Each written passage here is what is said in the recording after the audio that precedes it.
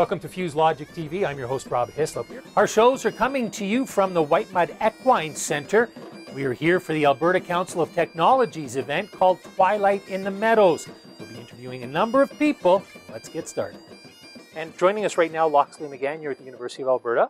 Yes. Locksley, thanks very much for joining us. Perhaps we're talking about improving people's lives, and whether it's from a technological point of view, I guess improving the oil sands or our health, which is sort of where you come in.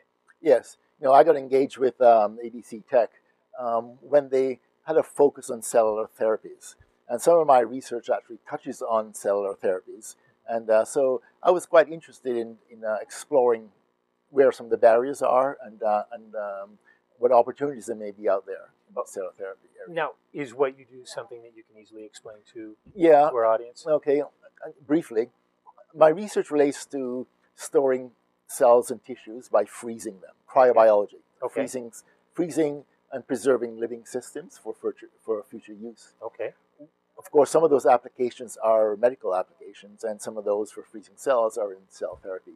In fact, that's an essential technology in the cell therapy area. Okay. Right now, I'm the lab director of a stem cell transplant lab, where we're taking stem cells from patients, freezing it, they undergo therapy, heavy-duty therapies, and then we give them their own stem cells back again. So the freezing of stem cells is an important part of that particular therapy. Now, as we move ahead with other kinds of cellular therapies, then the freezing of those cells for distribution, if those cells are manufactured in one center, the freezing of those cells for distribution is going to be an important part of the processing of cells using therapies. Okay, so now how does ABCtech fit into your research? ABCtech actually, several pieces actually. When this cell therapy focus was first initiated in ABCtech, we were looking at what some of the barriers are, and we found out actually that a communication between various sectors, between physicians, scientists, the public, and patients, were not always complete. Each of those sectors had, it seems, different information that they were working with.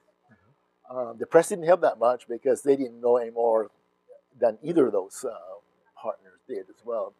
And so one of the first initiatives we had was to bring together physicians, scientists, and patients of particular diseases, let's say, and to build that level of communication between them. So ABCtech helped facilitate that? helped facilitate that. We had a workshop that we put together to help that out.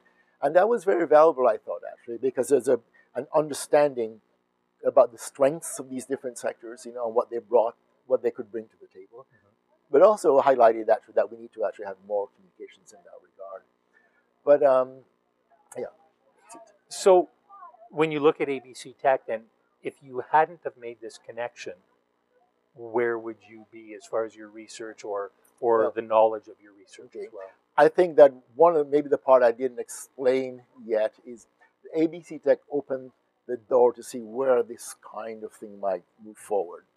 And more recently, I was asked to give a talk at the analytics conference earlier this year to look at the role of analytics in cellular therapies and personalized medicine. Okay, and that was one of ABCtech's events. And that's another ABCtech event, and that really forced me to think about this question, and made me realize actually that the marriage between the technology and medicine is becoming at that level, really, where we're doing sort of monitoring, early diagnostics, not necessarily at the stage where we're doing organ transplants and things of that sort. That we'll be looking early on in monitoring people's health and it's like an early warning system when your body is starting to go out of its normal behaviors, whatever your normal behavior is for you. When your body starts diverging from that, the technology might be able then to help you to identify when that kind of thing happens. So this is how a physician can look at the patient and understand what's going on, but is also aware of what's going on in research because they've made a connection to you. Yeah, and even actually even beyond the physician, even the patient now taking more responsibility, and the system that they have may help them now to stay healthy, right? And so, and then the system could also advise them, like say, if my liver is not functioning properly, then I'd be able, the system might then be able to advise me, now I need to go see somebody about that particular issue. So has ABCtech then provided you with assistance, or has it provided the outside world with assistance because it's pointed you in the right direction to get your messages out there? Well, I think it's a bit of both, actually.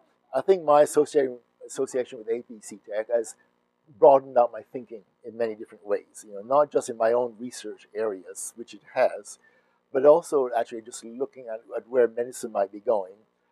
And since my research has its application in cellular therapies, you know, so I'm very interested in how that therapy might be translated in society.